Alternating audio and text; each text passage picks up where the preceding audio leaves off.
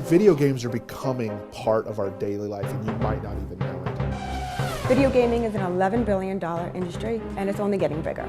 I don't know if the industry is aware of the amount of disabled players that are out there. There are 33 million people with disabilities that play games. Gamers are everywhere.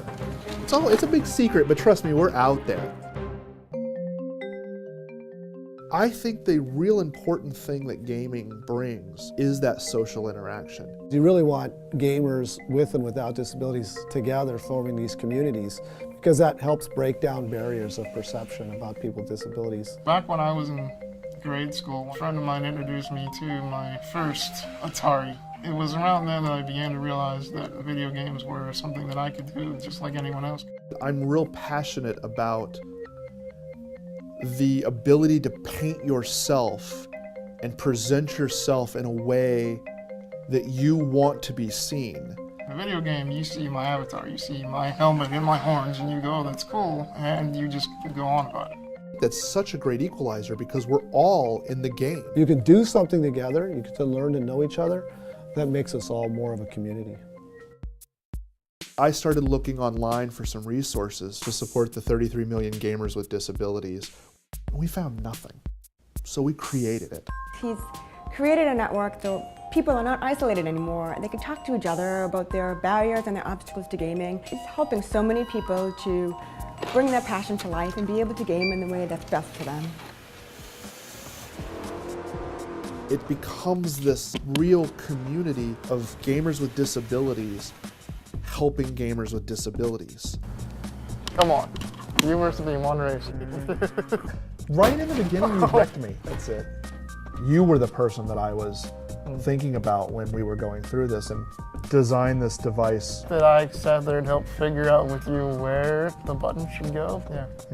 A Droid is the most friendly device that I've found so far.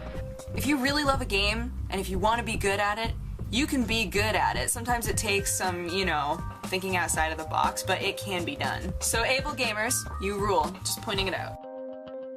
There are 54 million Americans with disabilities, and many of them want to do a lot of things that they can't do, and some of them take it upon themselves to create things that will help them and end up helping the wider community. I think one of the most powerful things AbleGamers is able to do is reach out to big companies, big content producers, and explain to them why they should be caring about people with disabilities. And we don't give the sad story because we don't think the sad story is what we as an organization want to present.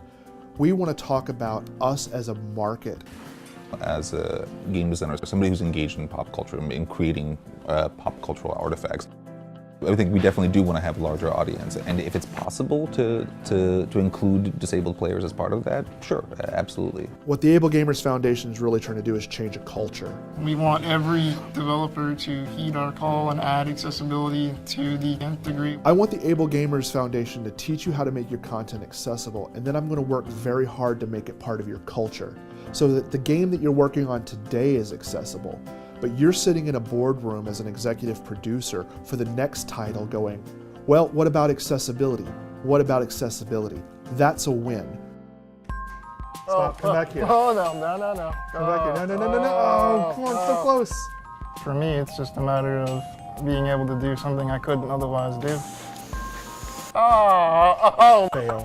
Those kind of door-opening experiences, particularly when you can share it with a friend, are priceless. You win. The creation of the AbleGamers as a whole was really me trying to hang on to what was important to me, and I knew it had to be important to other people as well.